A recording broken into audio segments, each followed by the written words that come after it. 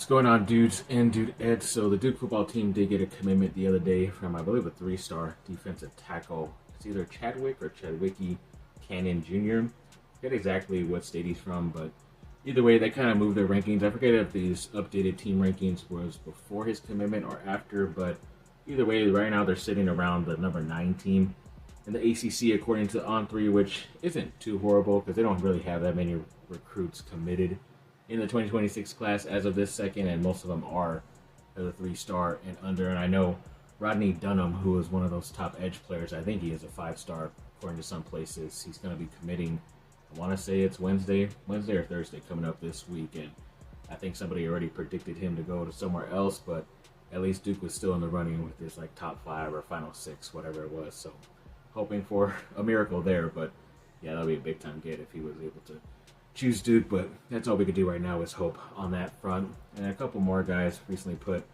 Duke in their top 5. He's a 4-star quarterback in Jet Thomala, and he has like Arizona, Missouri, Iowa State, Virginia Tech, so a couple of interesting schools in there that look like they have some playing time if they want him, especially Duke too, especially like when it comes to a year or two down the road, but a couple of other schools might need him right away, so hopefully he does end up choosing Duke in the end. And then there was a 3-star safety, Lyric Pettis, released the top 6 schools, and Duke made it, but also like Wake Forest, NC State, North Carolina were like some of the other top schools on his final 6 list, and those are all North Carolina teams basically, so I'm pretty sure he's from out there, from that state, and he'll most likely choose one of those places. He also had like Rice and Sam Houston State, something like that, but he's most likely not going to choose any of those schools. He's just probably being nice, but hopefully he does end up choosing Duke, like most of these guys end up doing.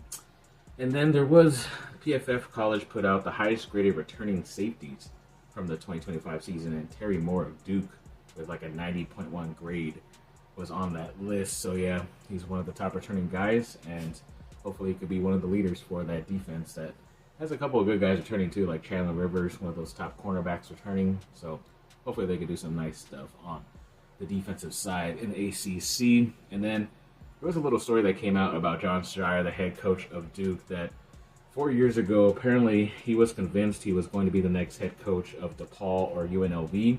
Then they turned him down, both those schools.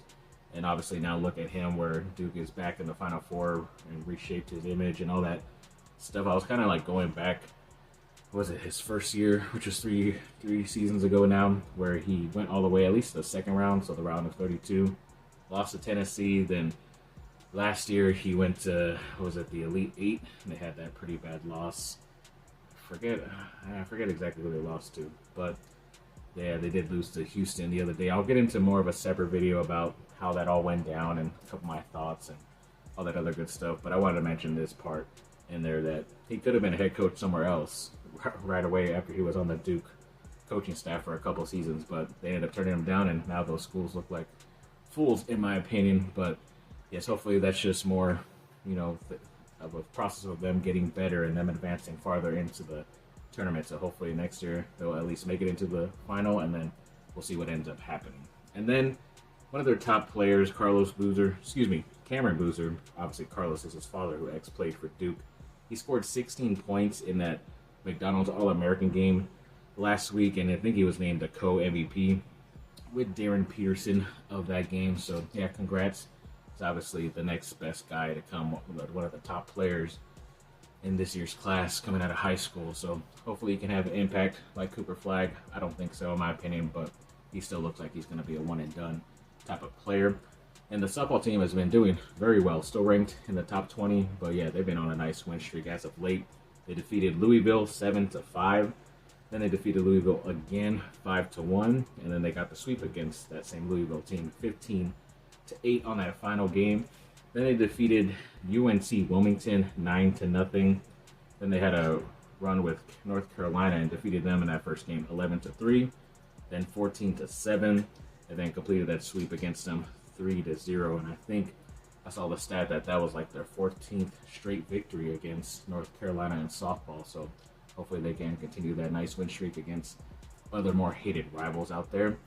And on the women's basketball side, I believe her name was Reagan Richardson. Apparently she put out a formal statement saying she is entering the 2025 WNBA draft. I kind of assumed she would just because she's a senior. She probably had an opportunity to come back one more season, but she was one of their better players, and it was kind of obvious she was going to end up going. Most likely going to be a first-round pick, so hopefully I'll be able to talk about her at some point. I think that WNBA draft is like within the next week or two. It happens very quickly after the women's season ends on the tournament, so looking forward to that. And then there was a player from, I think it's China. Yeah, she's a 6'2" guard from China. I believe her name is Deng Yuting, and she has over like 50 NCAA Division I offers, and she says she will decide in about 2 weeks, and Duke was on that list of 50-plus offers, so hopefully she ends up going there, and if not, then good luck to her, I guess. And then a couple players from Duke have entered the transfer portal. Looks like Luann Battinson has entered the portal. She was a 5'5" sophomore, and then Janessa Cotton entered the portal too. She's a 6'2" freshman. Both those players appeared in some games this year, but I guess they just assumed they're not going to get much playing time, and maybe this means the Duke women's team has some shot at getting some of those top transfer players in the portal. So hoping that's the case so they can reload and come back better next season.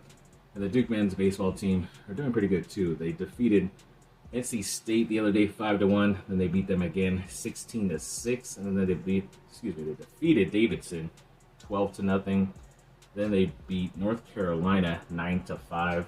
So yeah, that was pretty great to see them getting some victories against their hated rivals. I think they ended up losing a game 2 to them, but either way, they're still one of those top teams in the nation, in my opinion, on the baseball side. And then congrats to Alex Ovechkin, who finally passed Wayne Gretzky in total goals. He now has 895.